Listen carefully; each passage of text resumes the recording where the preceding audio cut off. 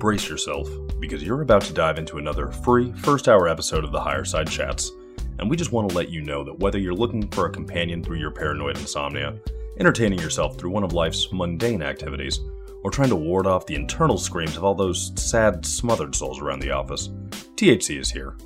And you should know that every episode of the Higher Side Chats has an entire second hour for Plus members. Sign up at thehighersidechatsplus.com and you'll get years of Plus show archives, lifetime forum access, a special invite to Greg Carlwood's monthly joint sessions, MP3s of THC music, bonus episodes, tour videos, and 10% off t-shirts, grinders, and whatever else ends up in the Higher Side store. It's $8 a month that you won't miss, so become a Plus member and treat yourself in these troubled times. Always action-packed and commercial-free, which means you'll unfortunately never hear my voice again.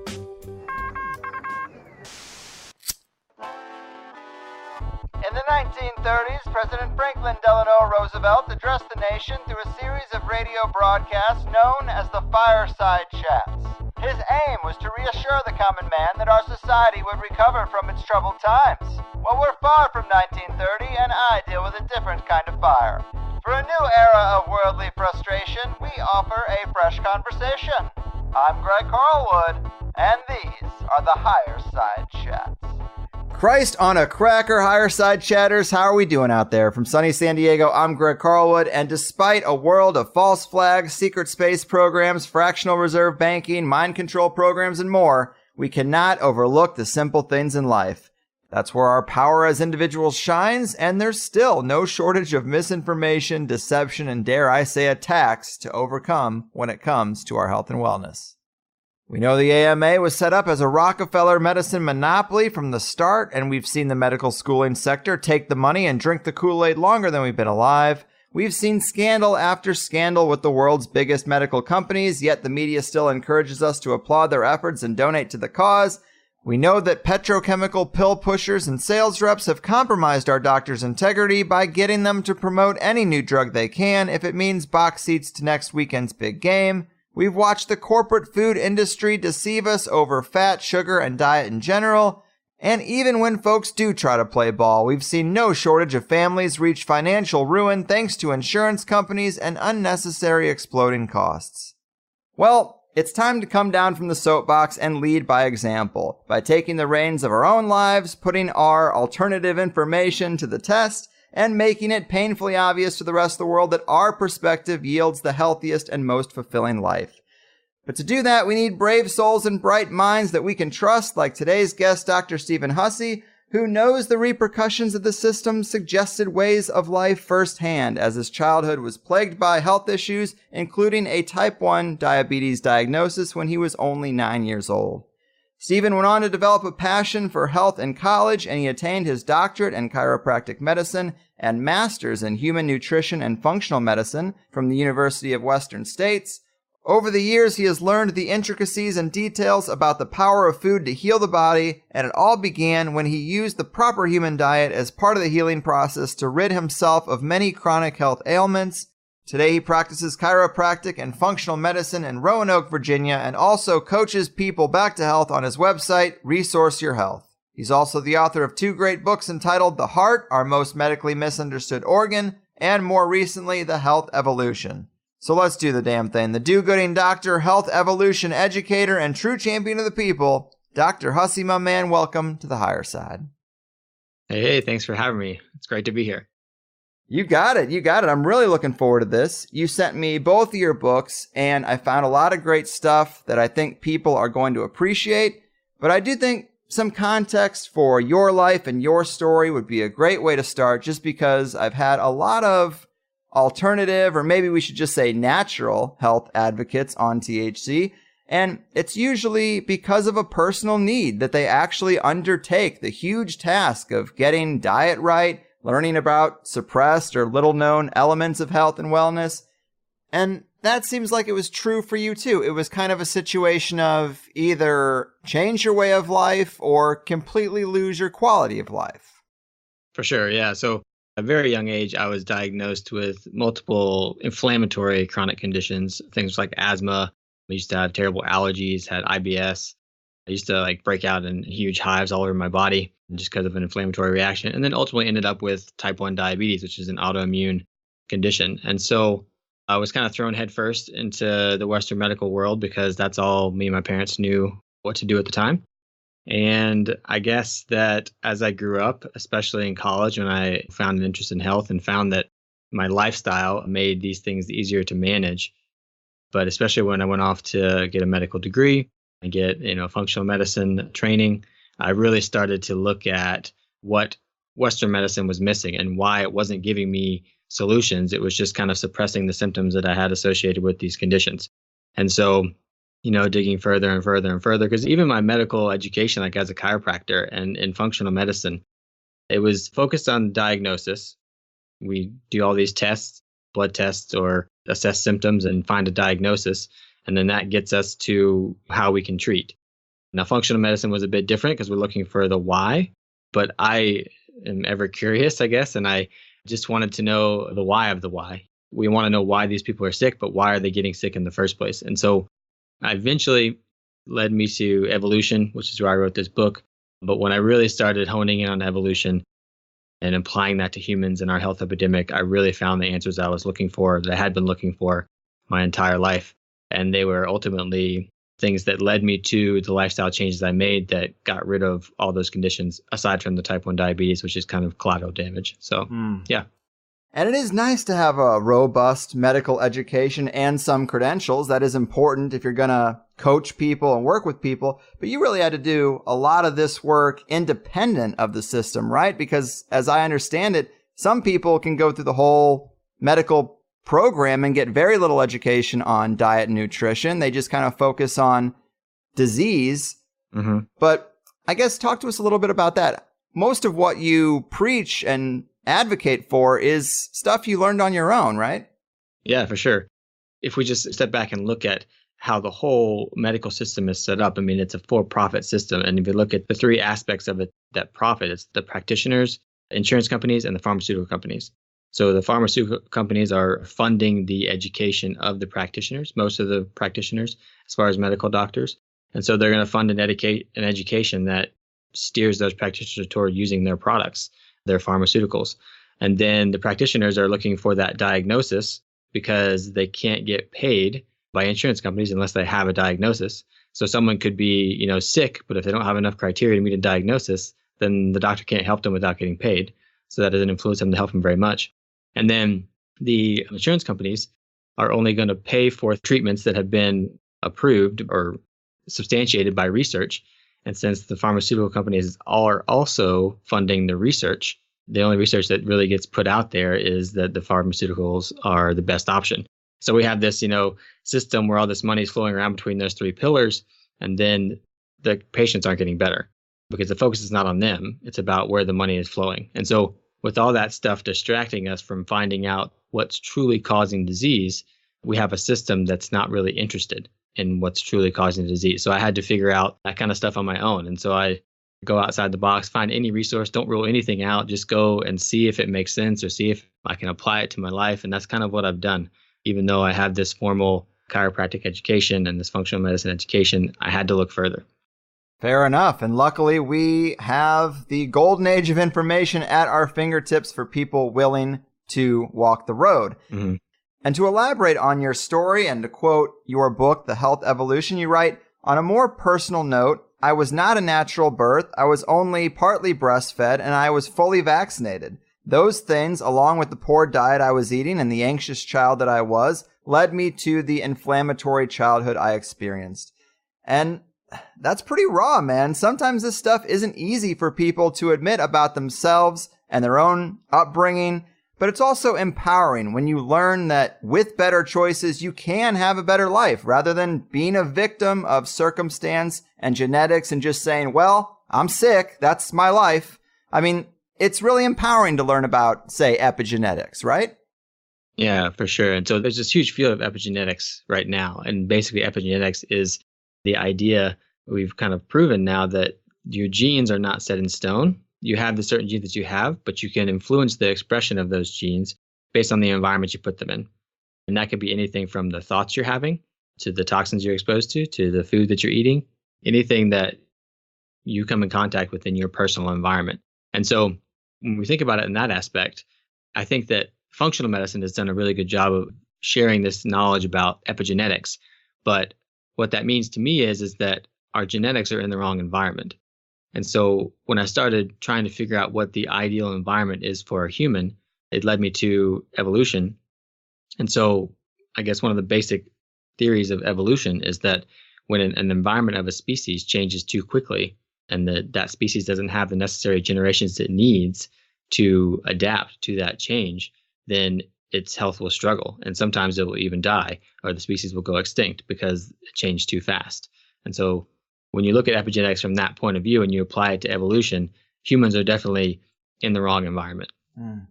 Yes, and I really think one of the overarching messages drilled into our heads by the big machine is, this is how it is, improvement is futile. And that kind of crushes our hope for a better world. And this applies to all areas of life, but epigenetics is really dismantling that when it comes to our health and wellness, and I think that is super important. And so let me ask, what are some of the details about those major changes you've made on a personal level that you think have improved your quality of life most? Where did you see the biggest bang for the buck? Well, I think initially it was diet. I started to realize that what I ate made it so much easier for me to control blood sugars, which is something I have to deal with every day. And I deal with it less and less now because I eat a diet that I really don't have to worry about it that much. And so diet was the first one. And I think that the biggest thing for me is that humans are way more efficient when we burn fat. We've been told that carbohydrates are necessary and they're the bulk of the American diet. If we look at the big food companies out there, they're the ones that produce all the wheat and the corn and the sugar and the soy and things like that. And so these higher carbohydrate foods are driving our metabolism, which is making us burn carbohydrate, which is causing all kinds of damage. I like to say that when we burn carbohydrate, we make more exhaust. Just like when a car burns fuel, it makes exhaust. And so that exhaust can actually damage our bodies and make it less efficient. Whereas when we're burning fat, we make way less exhaust and we get more energy from it. And our metabolism just works way better. So that was the first thing for me, going to a higher fat diet, which stabilized my blood sugars like crazy. I mean, I barely had to use any insulin anymore. I basically have a basal rate that my body kind of gives itself, or the pump gives itself throughout the day. And I don't give myself any more because I'm not really eating many carbohydrates at all. So that was the first thing. The second thing, which was surprising to me, was that plant foods, I should say, have their own defense mechanisms. And so these have become popular, known as like lectins or phytic acids or oxalates. These are things that foods have in them naturally that disrupt our physiology. They're trying to defend themselves against us. And when I started eliminating foods that had a high amount of these anti-nutrients, as they're called, my blood sugars stabilized even more. This was when I really was able to just set a basal rate and then kind of forget it. Didn't have to bolus for every meal, give myself more insulin because my blood sugars were just stable. And for a type 1 diabetic, that's phenomenal because I'm sitting here trying to think like a pancreas, and give myself the right amounts of insulin. And now I don't have to worry about it really. As long as I stick to the diet that I think humans really evolved to eat, then I'm doing fine. Well, that's good to hear. Yeah. And yes, we all know our environment is full of toxins, but you do bring up in the book these anti-nutrients. And I think people know far less about that. As you mentioned, lectins, which are found in grain and some vegetables, but you also list phytic acid, which is found in legumes, oxalates found in some greens, tannins found in many teas. This is interesting. I mean, it makes sense that some plants do evolve to have these kind of natural defense mechanisms and they aren't great to consume. But I think we're surprised by some of that because it's always about eat more greens and tea is very healthy. Yeah. Is there certain popular tea out there that you would avoid, or some of the main greens people are probably eating? Where do you think people are probably eating the most anti-nutrients without knowing it? I think that grains and legumes are probably the two highest that people are eating a lot of, mainly because they're added to a lot of processed foods. grains, and then things like soy can be very processed and added to a lot of processed foods. So if you're avoiding processed foods, you're avoiding some foods high in lectins or anti-nutrients. But we also got to talk about the processing of some of these foods. So in the past, humans have made some of these foods more tolerable because of the way they process them. So if we're talking about grains, using like a sourdough where it's fermented actually reduces the amount of anti-nutrients. Doesn't mean they're not gone. They're still there, but there's way fewer of them. Or soaking beans before you eat them. This has made them more tolerable. I mean, beans are notorious for making us gassy because they have these indigestible proteins, these anti-nutrients. But if we soak them and we get rid of the soaking water, that can decrease the nutrients. Things like if you get like oxalates in some of the greens, like spinach has pretty high oxalates, kale has pretty high oxalates, but if you cook them, it decreases that exposure to them. I guess the amount of the oxalate would affect you. And then things like lectins in nightshade vegetables. So if we look at, which is very interesting here, the Italians eat a lot of tomatoes, and that's a nightshade vegetable that's pretty high in lectins. But if you look at the way that they make their pasta sauce, they blanch the tomato, take the skin off, and then they take the seeds out. And the skin and the seeds is where all the lectins are. The vast majority of them are. And so then they make their sauce with what's left. So they're getting way less lectins in the way they eat most of their tomatoes. And so it's part of the reason why they seem to do better on this high tomato diet that they have like in Italy. So it's very interesting that plants would do this. I think that if we look at it evolutionarily, it makes sense though. I mean, if we pick a plant, kill a plant, or take its fruit with its seeds and we eat it, and that seed doesn't survive our digestive tract, then that plant wouldn't survive. It wouldn't be able to pass on its genes or grow another plant somewhere else. So it would defend itself. And so most animals who would get the effects that they get from these lectins, these anti-nutrients, wouldn't go and eat that again, because if they're getting weakened by them and then something starts to chase them, their chance of survival is decreased. But we humans live in this easy world that we created for ourselves. And so we eat these things without thinking about it. And we may have a headache, or we may have some inflammatory condition or something like that. But it doesn't affect our ability to survive because of this world we've created for ourselves. And so we don't really think that it could be causing our disease. We've just been taught that, oh, plants are what humans eat.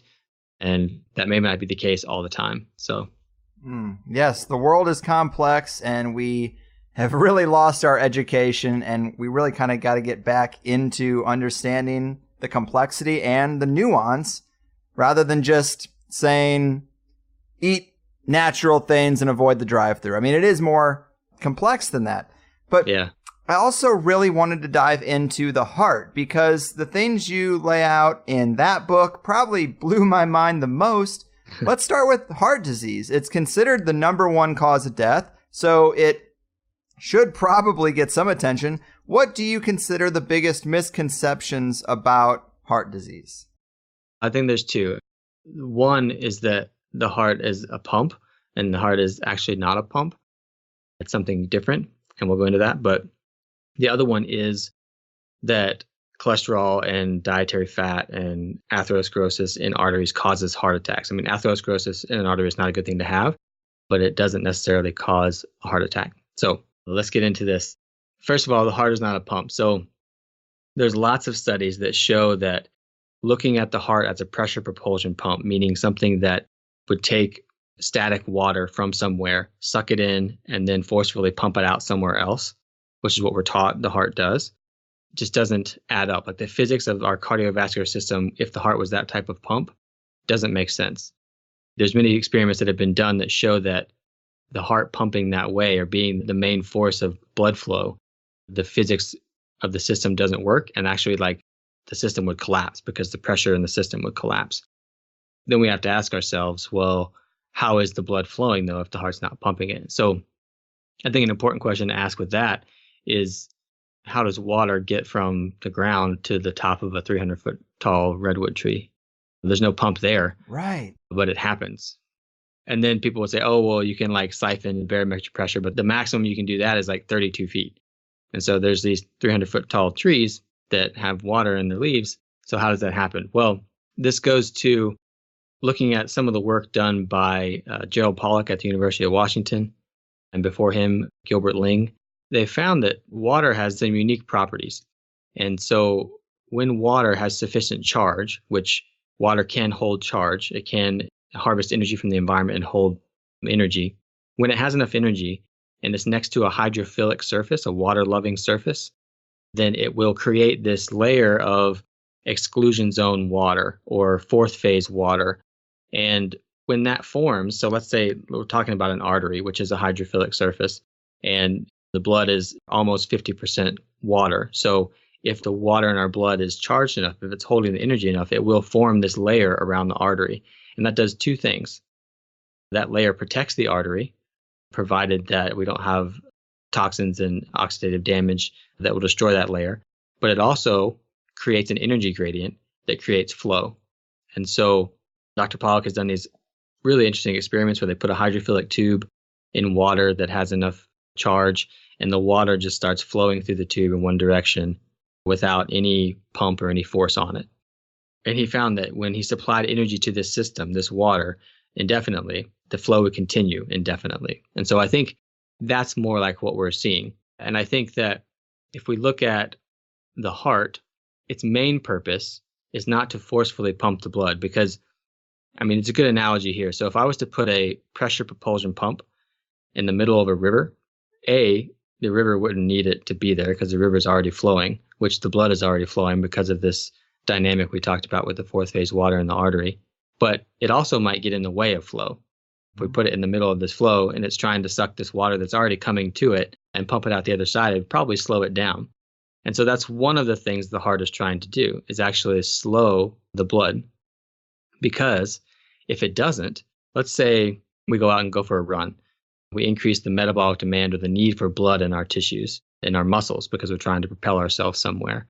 Well, if the heart wasn't there, all the blood would flow over to the arterial side trying to supply the tissues. But since the heart is there, when the blood's coming back from the veins, it slows the flow so that we don't lose pressure in the system. Because if it all flowed toward the arterial side, the venous side would collapse, and that would not be good. So one of the roles of the heart is to actually slow the blood so that we can maintain that pressure in a situation where we're getting high metabolic demand. The other role is that Dr. Pollack has found that there's different ways to energize water. And one of them is like radiant light or infrared light, which we can get from the sun. Another is contact with the electromagnetic field that is the earth.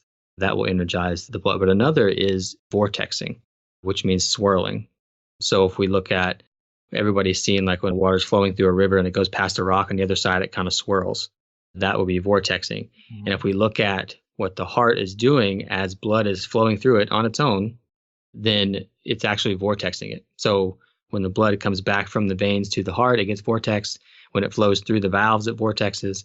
When the heart contracts, it actually, like the muscles in the heart are oriented in a spiral condition or way, so that when it contracts, it spins the blood when it pushes it back out. And that's about all it does. Like it's got about 15% efficiency when we think of the heart as pressure propulsion pump, because all it really does is takes the blood from the ventricle and kind of puts it back out into the venous system, and then the arteries take over because of that fourth phase water. So I think that the heart is a vortex, and it's also there to slow the flow of blood so that we don't get collapse of pressure in the system, which is very interesting. It plays a very different role than I was taught in medical school, but it makes way more sense when we look at it that way. So that's the first big concept about the heart that debunks things. The second is that heart disease in general is not caused by cholesterol or high fat. So I mentioned the first aspect of heart disease is the atherosclerosis, the hardening of arteries. And so that can happen when that layer of fourth phase water that's surrounding the inner layer of an artery gets damaged. And that can get damaged because we're exposed to a lot of toxins, or because we're burning carbohydrates, which is increasing the amount of free radicals that we're getting in our system, and various other things can actually break down the lining, that protective layer. And when it gets to the lining of the artery, it can actually damage the lining of the artery. And then our body has to do something about it because we can't let an artery rupture. So what it does is it takes cholesterol and some minerals like calcium, things like that, and it kind of uses it as spackle to plug up that area so that it doesn't rupture. So cholesterol is not what's causing atherosclerosis, or too much cholesterol in the blood is not causing atherosclerosis. It can get elevated in the blood because there's inflammation that's leading to the damage of this artery, so that we need more cholesterol there to be spackle. So that's the first aspect. So atherosclerosis is caused by free radical damage, toxins and free radicals being produced from eating too many carbohydrates and things like that. The second aspect is that heart attacks are not caused, or I guess the vast majority of heart attacks are not caused by acute blockages. So we think of as like this stenosis of an artery or closing off of an artery that's because of the atherosclerosis that leads to a further and further blockage of an artery around the heart. Or we think of maybe an artery does rupture and we get a clot formation, and that clot flows down to an artery. And so there was some very interesting work done by a guy named Beraldi, who's Italian. And he found that the vast majority of heart attacks had no clot. Well, he found that 50% of the heart attacks in the autopsies he did, there was no clot there. And the ones that there was a clot, he found that the clot was a result of the heart attack, not the cause of the heart attack. And then there was about, I think, like 3.5% where they were caused by an acute blockage, but that does not account for, the hundreds of thousands of heart attacks we see every year. And so if we look at this further, we'll find that what happens in a heart attack is actually a response to, it's actually your body going back to a kind of a more ancient response from your nervous system. So our nervous system is designed to perceive our environment and let us know if we're in a safe or threatening environment. And so before bigger reptiles came around, there was this one nervous system pathway that did that. And it was the vagus nerve, but it was called the dorsal motor nucleus of the vagus nerve. And so when that got overstimulated, it would shut metabolism down, maybe even slow the heart rate. And this was when it was advantageous for animals to fake a death. And so that was the mechanism at play there. But then as the organisms got more complex, and especially mammals who are much more metabolically demanding, meaning we can't shut down organs like that without major consequences. We can't fake death without, actually causing damage. And so we evolved this second pathway of the vagus nerve called the Nucleus ambiguous pathway. And so that is the vagus nerve, the one that everybody talks about stimulating the parasympathetic aspect of the vagus nerve, rest and digest. Everybody talks about stimulating that. And so, unfortunately, in today's society, we're in this constant state of stress. We tend to take non-life-threatening things as life-threatening because we think too much. We're the only species that can think our way into a stress response. We're very dependent on money to get us all the resources we need to live, which can be very stressful to be dependent on this one thing. If you don't have this one thing, then your health and your life is threatened. And so all these things can combine to overstimulate and shut down that newly evolved pathway, which is that nucleus ambiguous parasympathetic pathway. And when that gets shut down too much and we get a surge of adrenaline from a stressful response, then that old pathway takes over, that dorsal motor nucleus. And that's the one that would cause organ systems to shut down. So we see that in a heart cell, how the heart cells communicate, your nervous system activity to like an individual cell in your heart, is that it does that through what's called nitric oxide. And if your body doesn't have enough nitric oxide, which we would get from eating a healthy diet and having healthy endothelia, so, the lining of your blood vessel is where that nitric oxide comes from. If we don't have healthy endothelia, we don't have that nitric oxide, so that signal can't get into the heart cell. And so then we'll get this surge in adrenaline or stress response without the ability of that parasympathetic stress response to get into the heart cell. And that can cause problems. That forces the heart cells to burn carbohydrate rather than fat because it thinks it's in a stressful situation and needs to get away, and we can burn carbohydrates faster.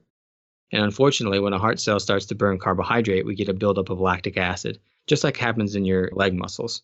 When you go for a run, you get a buildup of lactic acid and it starts to hurt. But when that happens in the heart cell, it can actually cause swelling or edema, as we call it. And that swelling can actually change the pressure in the whole system of the heart. And so if we have this swelling that's now forcing pressure out of the cells in the heart rather than the blood putting pressure into the cells of the heart, now the blood can't get in. and then we lose blood supply to an area of the heart. We get necrosis because now there's no nutrition to that specific area of the heart where this happened. And we get tissue death, which is what a heart attack is. We get an area of tissue death. If that tissue death is a substantial enough amount, someone can die from a heart attack. But it's all triggered by our stress response system. And it has almost nothing to do with clots. And that's what Beraldi found. He found that anywhere there was a severe stenosis, like a narrowing of an artery in a coronary artery, like in the heart, that the body had created a bypass around it already, like it had created new arteries around it. And so there was all these examples in his book about men who had 90% or 95% stenoses of coronary arteries, but were running marathons. And it's like, there's no way they're running marathons on 10% to one area of their heart. And so it was because of these collateral arteries that were going around it. That combined with the fact that a stressful response like this, an imbalance in our nervous system, can cause these events to happen, explain that the vast majority of heart attacks, and really a small percentage of them, are actually caused by any type of acute blockage. So that was a long rant, but there you go. No, I love it. That was a hell of a breakdown.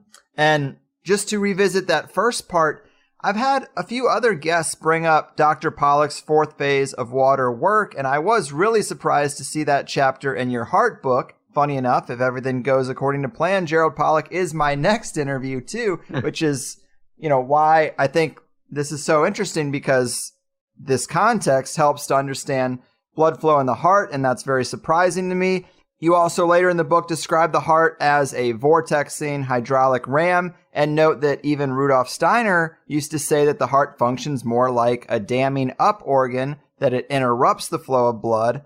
And then also this vortexing thing. It seems like a pretty obscure discovery of Victor Schauberger that vortexing water kind of supercharges it. That ties in with Dr. Pollack's work and ties in with what Rudolf Steiner is saying. I mean, these are three of the bright minds that I appreciate, all tied in together into this one subject that is quite crucial, because heart disease is our number one killer. And I just thought that was really awesome to see it all line up like that. All these alternative people kind of saying the same sort of thing, or aspects of all their work tie into the full understanding of the heart. And I just think that's awesome.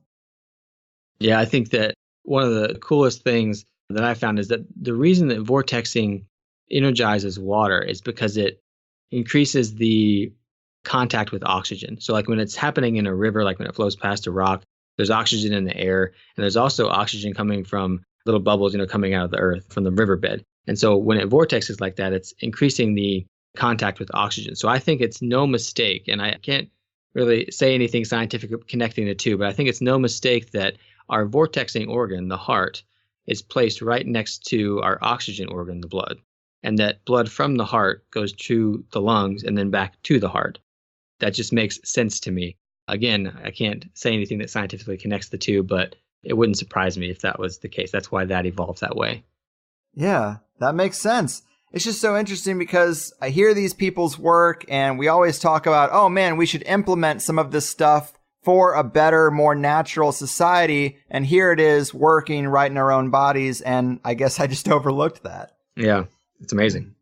It is. When we talk also so much about the cancer industry, how much money there is in chemotherapy treatments and these long drawn out processes that really just try to kill the cancer before it kills the host. And you're lucky if you can survive the process. And we have all these people running marathons and wearing ribbons and donating all this money, when really in the history there are quite a few things that seem to work okay that just weren't getting FDA approval. Not surprised. But the heart health industry is just as big, and we don't really ever criticize that as much. But how often do you hear people say, oh, I'm going in for a double bypass, quadruple bypass, getting a stent in the heart? And it's kind of the same thing. Then they're told, oh, don't eat a steak after this, Mm-hmm. Well, that's kind of backwards, right? Yeah, totally backwards. And there's so many big studies that looked at big populations. There was one that was at a heart disease center in Houston, looked at 100,000 heart surgeries over 10 years, bypass surgeries. And their conclusion, there was no benefit to these surgeries. And to me, it makes sense, because Beraldi found that, I'll explain what Beraldi did. He if you've ever been to like those Body World exhibits or the Animal Inside Out exhibits where they make a plastic cast of the arterial system of an animal or a fish or something like that, or a human, that's what he did pretty much. He took the hearts of people who had heart attacks, who didn't have heart attacks, or people who just died of an accident, anything, and he started studying them. So he would pump this neoprene or this substance that was liquid, and then when it dried, it became solid plastic, and he pumped that into the arteries. And then he took hydrochloric acid and dissolved away the tissue, and he was left with this mold of the arteries of the heart. And like I said, what he found was that anywhere that there was a more than 70% stenosis or narrowing of an artery, like a main artery of the heart, there was at least anywhere from 16 to 30 collateral arteries, the arteries that went around it, bypassed it by itself. So it makes sense that these bypass surgeries aren't working because the bypass is usually already there. The body's already created it itself. And so when I see the research like that, and then I find the work of someone like Beraldi, it makes absolute sense. Mm-hmm. Indeed. And so what do we do with this information? I mean, proper blood flow, it relates to easy water. And you mentioned ketones. Is there a relationship between ketones and easy water? Or I guess what I'm asking is, how can we use this new understanding to then pivot towards healthy hearts? Yeah. So to me, there's three things that people need to do to get a high-performing heart. So one is we need to reduce our oxidative stress. So I'll explain what that is. So oxidative stress is basically when we have molecules in our body, there are certain molecules that can come around that we can make through the process of making energy, or that we can get exogenously from like toxin exposure. And they're called free radicals. And that just means that they have an unpaired electron and they want to be paired really badly. I tell patients that it's like the Looney Tune Tasmanian devil. They're running around like that, causing damage to anything they find, trying to find that extra electron. And so they'll do that. They'll take it from anywhere. They'll take it from exclusion zone water. They'll take it from tissue. They'll take it from anywhere. We have systems in place that are designed to mitigate them. Our antioxidant system is designed to donate that electron without causing damage. But if we get too many of these free radicals, that will damage the lining of the endothelia and the exclusion zone water. So that's one thing. We've got to reduce the amount of oxidative stress, reduce the amount of free radicals that we're exposed to. So that's eating a higher fat diet. So we're making less of that exhaust, so to speak, and then also really reducing your exposure to toxins. Now, as far as ketones go, ketones are something that's made when we're burning fat. And so it actually turns out that our brain and our heart and most organs prefer to burn fat for energy. If given the choice, they will. And when you add ketones to that mix, then their efficiency increases like up to 28%. So pretty impressive. Now, when we eat a lot of carbohydrates, we're training our body to burn carbohydrates as fuel. And when we eat more fat, when we get into ketosis, which is like the buzzword in health circles these days, we're teaching our body to burn fat and then ketones as well. And so before I was talking about how we can get this surge of adrenaline or a stress response that can send us down that cascade of events that leads to a heart attack. And one thing that can prevent that from happening or make it less likely to happen is that if we are fat burning, if our hearts are very good at burning fat and used to burning fat, then they are less likely to convert to burning carbohydrate, which will create that lactic acid, which will create that burn, like in your heart, the angina that people feel, and eventually lead to a heart attack if the stress response is high enough. So being fat burning, eating a high fat diet, eating good fats, not canola oil, not vegetable oils, those are terrible fats, but the good saturated fats from grass-fed animal products and grass-fed butter and egg yolks and things like that. Those are the good fats that are going to teach your body to burn fat. And then the third one is, I've been talking about this stress response situation. And so, I touched on a little bit how within our society today, we're living in this society that really stimulates this stress response because we are taking non-life-threatening situations and having life-threatening responses to them in our physiology. So this is largely the work of Dr. Robert Sapolsky out at Stanford, and he's studied like the normal stress response in animals in the wild. And like they don't have one. They're not thinking about anything stressful or anything like that while they're grazing on the savannah. But if something came out to chase them and try and kill them, they have a stress response. And they have that response until they get away, if they get away. But once they get away, the stress response shuts down. Whereas we humans, we could have a stressful event, like we could be in a car accident or almost in a car accident, and we could be thinking about it the rest of the day, stressed out about it. And so that really creates an imbalance in our stress, your nervous system's ability to perceive if you're in a stressful environment or not. And so then again, things like being so reliant on this capitalist society where if you don't have money, then your life is threatened. I mean, that's why we have homeless populations, is because our society is so dependent on money. And when you don't have it, you could starve or become homeless. Things like social isolation. I think that technology has allowed us to communicate very, very well across long distances, but it's also socially isolated us. We are evolved to be in contact with other humans and other animals. And the more isolated we get, there was a study done in elder people who had already had a heart attack. And those people who did not have either a close friend, a spouse, or a pet, I think it was like 5 times more likely to have another heart attack than people who did have those things. So we're definitely supposed to be in contact with other living things. We're social beings. And isolation is one of the biggest stimulators of that imbalanced stress response. So the third thing, I think the most important thing that people need to do for healthy hearts is rebalance that stress response. And so these days, if you look up anywhere on Google, like how to stimulate your vagus nerve, you'll find all these different ways to do it. And when I look at all those different techniques that people do, it's us getting back to the state that we evolved in. So back to nature, which also is very calming to your nervous system. It's back in contact with people that your tribe, so to speak. It's meditation, it's yoga, it's things like that that calms your mind. Those types of things are having a physiologic retraining of your nervous system. And that's probably the number one thing people need to do to create healthy hearts and prevent heart attacks. Mm-hmm. And in terms of stressors, media is a big one too. Like, very big one. Tune into the nightly news every night if you don't want to be stressed out. It's also negative. Oh, yeah, indeed. Man, this is just also eye-opening, especially the easy water stuff, because you learn, oh, this is why infrared saunas are so good for us. This is why laying out in the sun is important. It supercharges the water in our cells. But what about the water we drink? Is there a way to make sure we're getting the best water? What do? Do you vortex it? Do you drink spring water that's high in minerals, blend it to make more bubbles? I hear that increases easy. What about water? Yeah, so me personally, I drink mineral water, like buying at the store, but also I harvest mineral water from a spring close to me. People go to findaspring.com. They can see if there's one close to them. They can get their own spring water, because there's lots of vortexing that happens when it comes out of the earth. And so that water is pretty structured, pretty energized, but it's also full of minerals, which are also very important. Because if you're drinking water that's been demineralized, then it can actually end up stealing minerals from your body, because water likes to have minerals dissolved in it. So what I'm doing is, for drinking water, I'm doing the spring water either from the store or from the spring near my house. But for cooking, I have a filter, like if I'm using tap water, and we're on a well. So I don't know if there's as many toxins as there would be in the water if I was on a municipal water supply. But I still filter it, because you just don't know what's in the groundwater these days. Mm-hmm. I filter it, but then I also vortex it.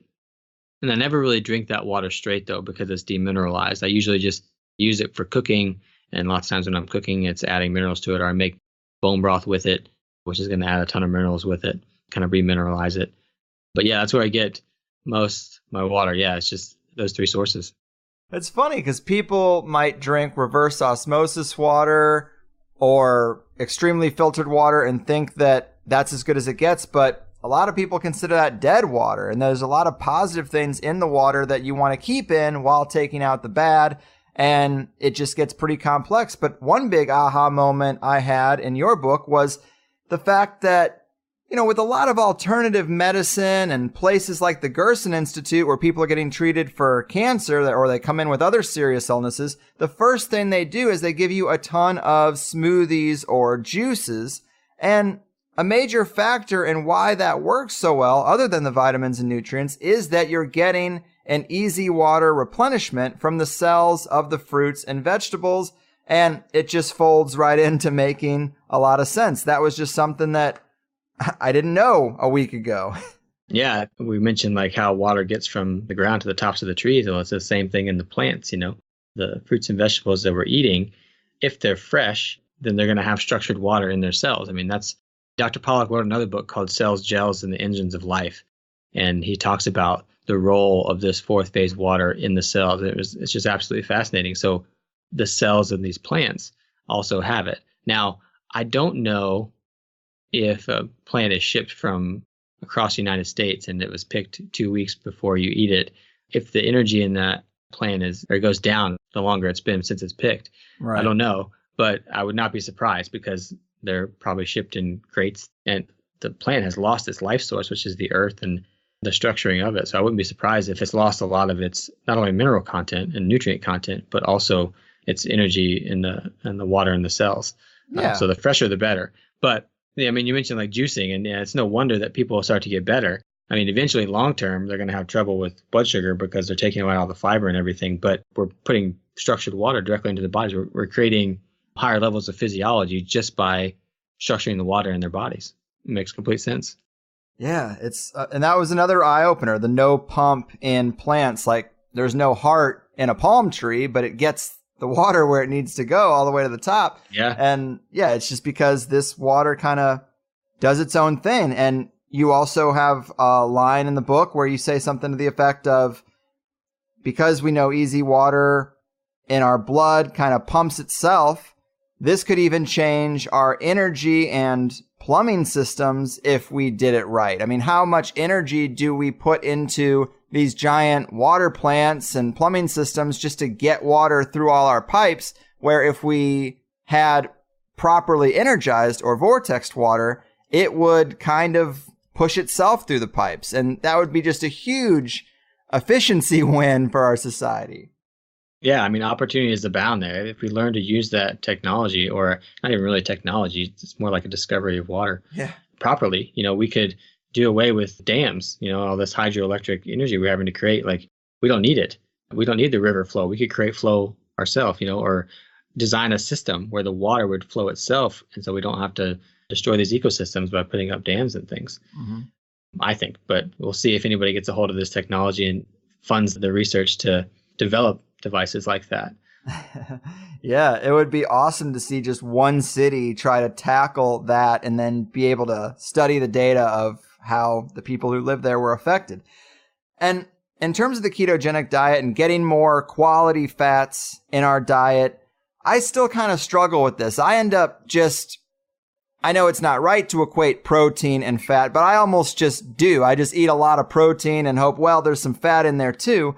But that's not the right approach. And I got a little list online. Tell me what you think, if there's any changes you would make. But this article says the 10 best foods high in fat would be avocados, cheese, dark chocolate, whole eggs, fatty fish, nuts, chia seeds, and extra virgin olive oil. Is there something missing? How would you adjust that?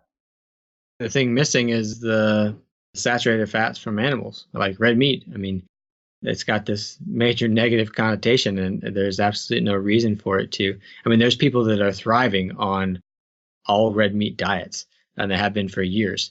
Doesn't mean that we all should do that or that we would all thrive like they would, but it's gotten this bad rap, and I don't understand why. I mean, all these studies about how high protein will destroy your kidneys or cause heart disease. I mean, we've already explained how cholesterol and narrowing of arteries won't cause a heart attack. While atherosclerosis is not a good thing to have, it's not going to directly lead to a heart attack.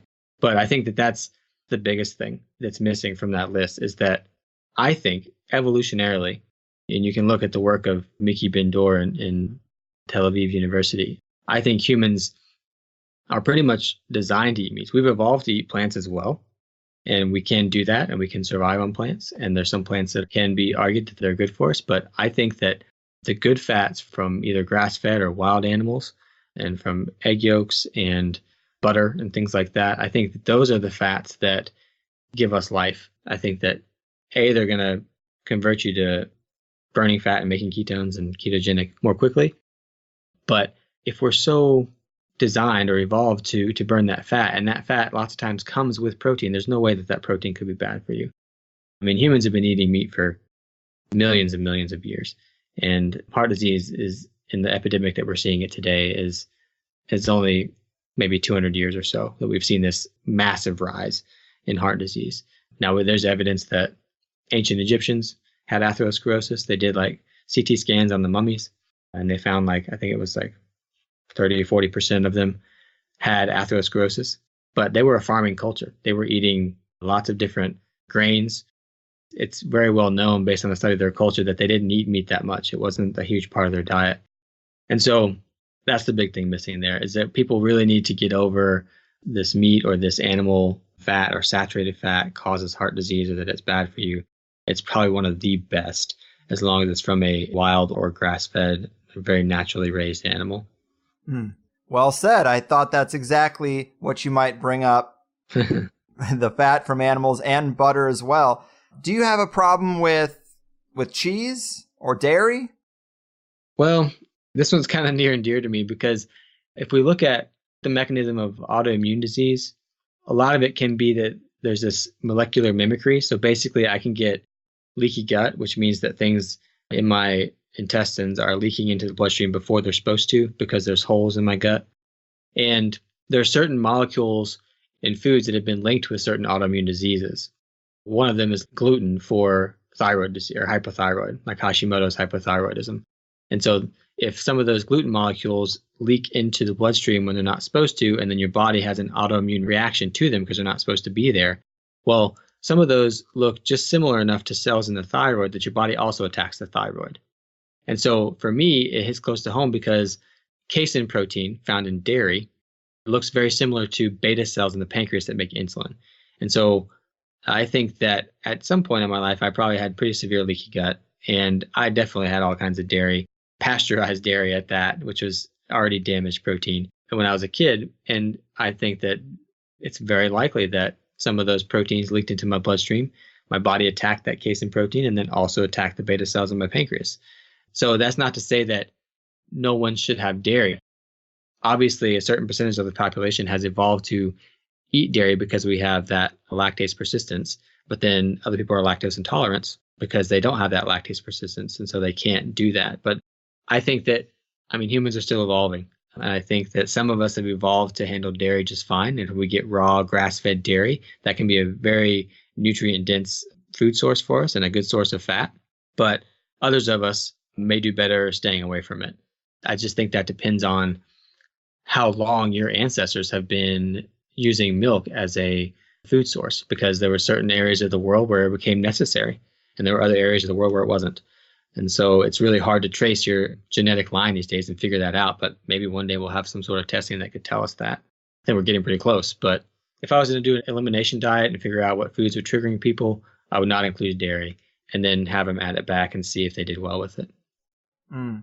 Yes. Well, I hope my ancestors have been doing it for a while, because I have quite a dairy addiction. More so, I could give up sugar a lot easier than I could give up dairy, I think. Yeah. And so with the ketogenic diet, I hear about it on a lot of podcasts, and it almost seems like you already have diabetes with all the blood monitoring and the daily attention to detail and the biohacking that is involved with the people who are really into the ketogenic diet. I just don't know that kind of monitoring and stuff is something I could keep up with. And it doesn't have to be that way. As long as you're eating the right things, you could probably forego all the insane monitoring. But how do you feel about ketone supplements or pills, or taking them in that form? I'm always cautious about any supplement. I think that they can be useful, exogenous ketones. If I had someone come to me and was at terrible risk for having a heart attack and really wanted to immediately increase the function of their heart, exogenous ketones can help your body get into that fat burning mode quicker. But that's not something I want somebody to rely on for a long time. I want to teach their body through diet to make those ketones themselves. But that's the only time I would ever use them. And oftentimes I think that the supplements that we have are, people use them as not excuses, but they don't eat as well as they should, or they stray from keto, and then they use these things to get back into keto. It's like this little hack they can do. And I'm not a fan of that, because, if you've read Health Evolution, I think that if we're all making the best decisions possible for our health, it's actually better for the planet. I want people to rely on things like that will keep them living this destructive lifestyle and then be able to hack their way back to their health. Does that make sense? It does. It does. And people really should look for local food sources. I try to, on the show, give people as many options as we can, but it's a national audience, a worldwide audience. And that's kind of what we're trying to get away from, is some kind of supply that makes it nationwide, because it's just not the right way. But I'm sure there are local meat producing farms in your area. I'm sure there's plenty of subscription-based fruit and vegetable baskets you can get from local farms in your area. And it just takes a couple of Google searches, and you could really make a huge impact in doing that and save yourself precious time, because they send it right to your house. That's right. I mean, farmers markets, obviously, there's farmers markets everywhere. And obviously you're having to deal with things in season, but that's the way we should be eating anyways. Yeah. But also there's a good website, eatwild.com, where you can go and look for all like the places where you can get grass-fed and pastured animal products close to you, farms near you that you can go to and get them from. Cool. Eatwild.com. That's one I did not know about. So awesome. Yeah. And of course, you have these 2 books. Both of them are really great. I enjoyed reading through them both. Is there anything else people should know about your website or anything before I cut you loose? I mean, you have this coaching going on, and it is quite reasonable price-wise. Yeah. So, I mean, at resourceforhealth.com, that's where I'm doing my health coaching, but I'm also working on, I have a blog there that I'm working on trying to put out interesting things. And then I'm working on developing courses. So one about the heart, one about evolution and like mastering evolution to achieve health. And then probably one about autoimmunity as well. I'm working on those because I'm trying to get as many different avenues for people to hear the message and improve their health. Whether they like to read a book or listen to podcasts or do the health coaching or do online courses. Like, I'm trying to get as many different ways out there as possible. So I'll have those up on the website, hopefully, if I can figure out how to do it soon. But that's what I'm working on now. And then, I'm trying to make the website a place where there's as many different resources as possible. So I'll be doing little ebooks and things like that. People can find all kinds of information there. Awesome, man. Yeah, build that business. It's a noble thing. It's a great way to make a living. We all have to make a living. You can either be a cog in the big machine or find some way to live the path you want to live, bring out your true self and your expertise, and kind of fight back against it while still being able to pay the bills. I mean, we're not going to change the whole system. We can only change our position in it and how we react to it. So I think that's great. Yeah, and show people a way to do it as well. That's one goal for me. Indeed. Cheers to that. So, right on, man. Well, I definitely learned a lot. Congrats on the very difficult task of changing your own bad habits and overcoming much of the big machine throughout your own personal research and commitment. I know it's not easy, and thanks for paying it forward. Yeah, man. Thanks for having me on. It's been a blast. You got it. Best of luck out there. You too. Sweet Mother Mary of the Mushroom people, Dr. Stephen Hussey, bringing all sorts of fun stuff to the table, and I hope you had a good time. I know when Dr. Hussey contacted me and sent over his books, and I saw the 4th phase of water was a chapter in his heart book, I knew it was going to be worth getting into. I mean, this ties right back to the water alchemy episode with Shaman Janir. And understanding this about the body is really interesting to me. That this negatively charged structured water is what actually is in our cells, and that it's this negative charge that helps the blood move through our veins is pretty mind-blowing to me. It's energy, it's motion with very few ingredients, because it makes so much sense. It speaks to magnetism and charge, and these sorts of ether physics principles being right there in plain sight. It explains why sunlight helps with blood flow and why saunas and infrared light are so good for us.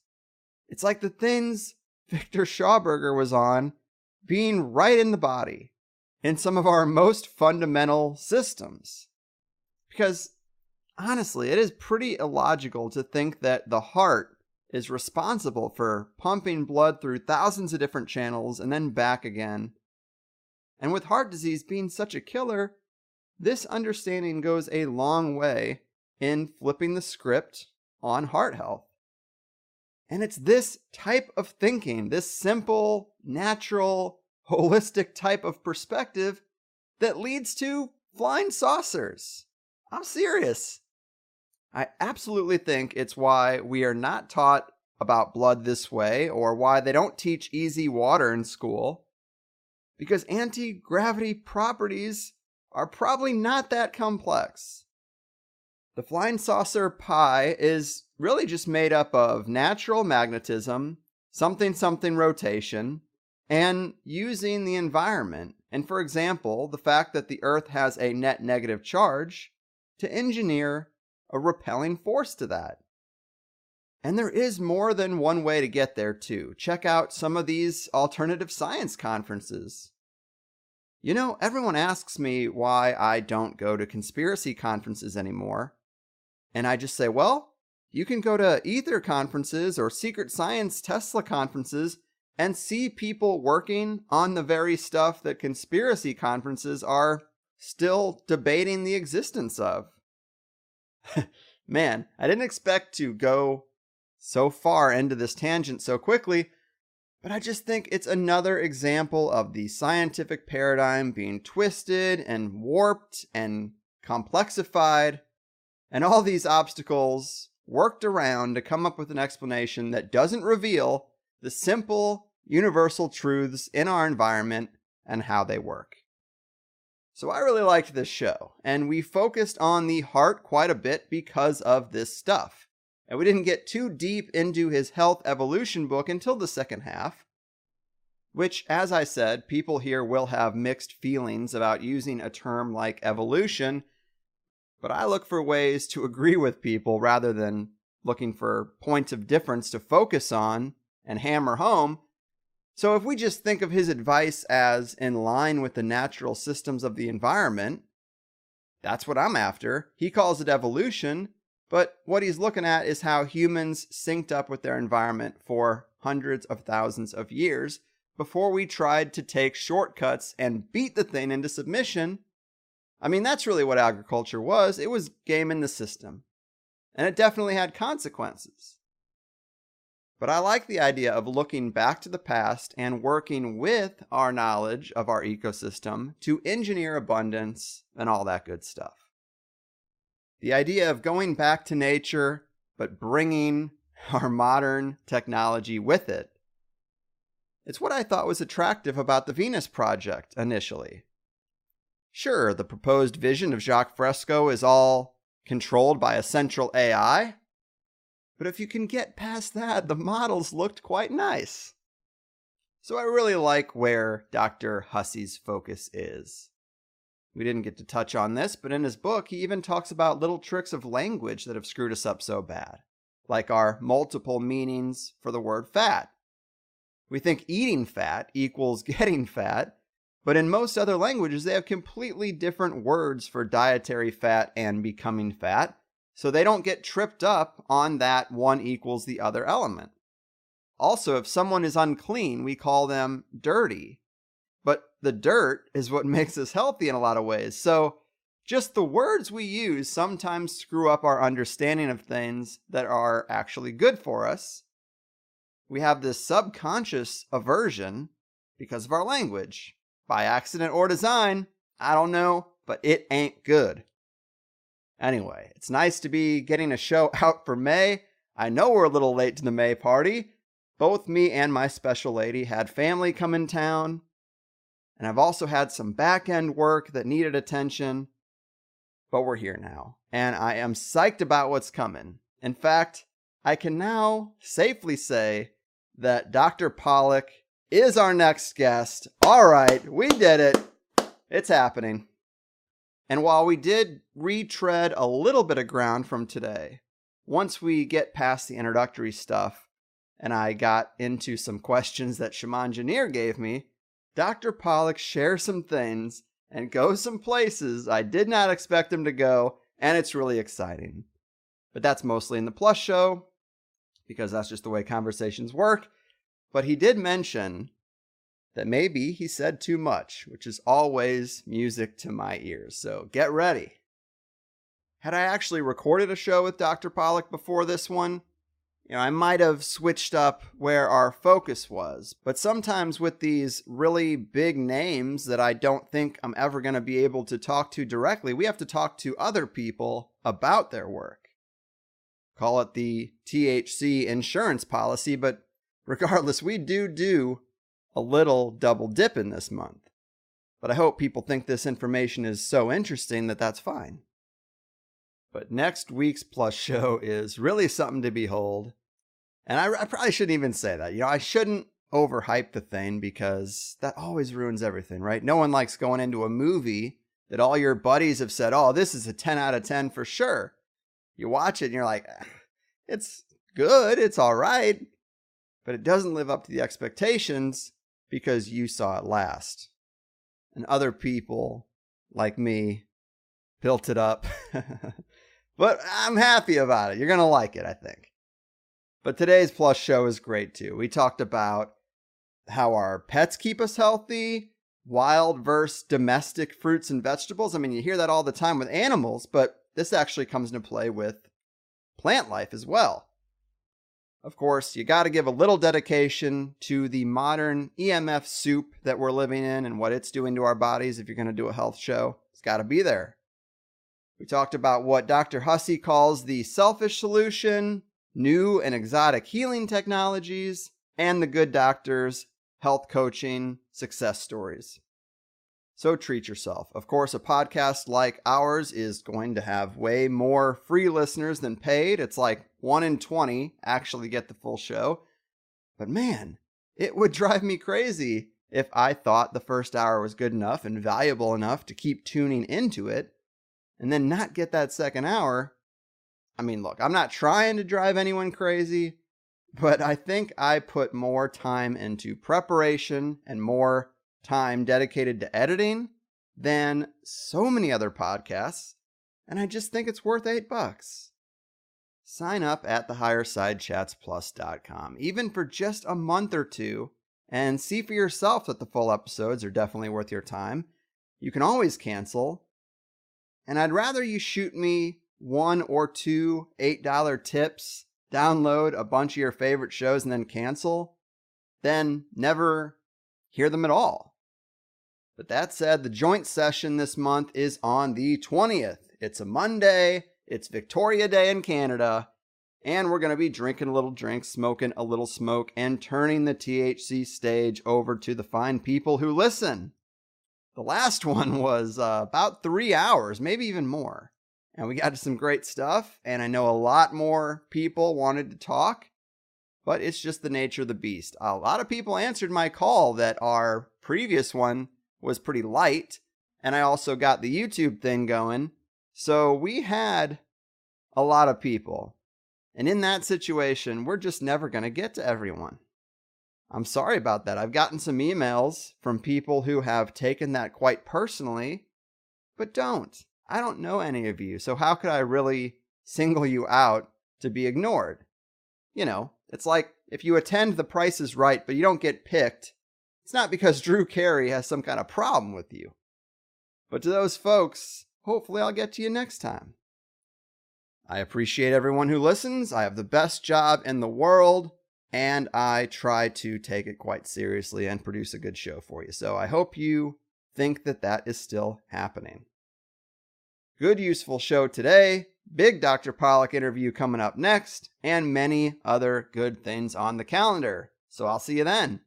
Big thanks to Dr. Hussey. Check him out for his consultations and coaching if you need a little extra push. And big congrats to Denver for decriminalizing magic mushrooms. I've done my part. Your move, heart health hiders, corporate glyphosate-soaked monocrop perpetuators, and deceivers of our sickness system. Your fucking move. I won't take it, no I refuse. If it's alright, I'll keep my refuge. I've been scheming of bigger things and have to leave my old life behind. Gotta transfer to the inner earth. I built a box, built a hole, got a neat elevator. Going under, and now you'll find me in the bunker.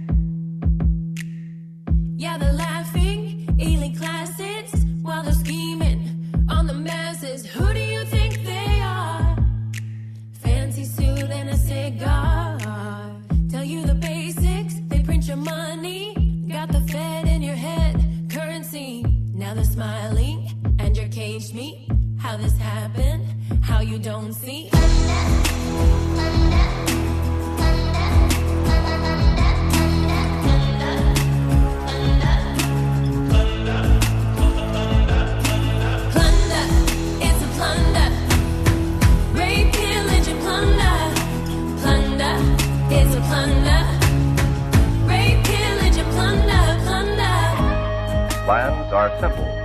The best protection of all is the special shelter built according to specifications of your local civil defense organization.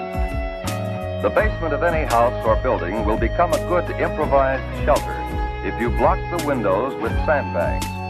If you don't have sandbags, just what can you do? Bunker, take it under. You'll find me in the bunker, bunker.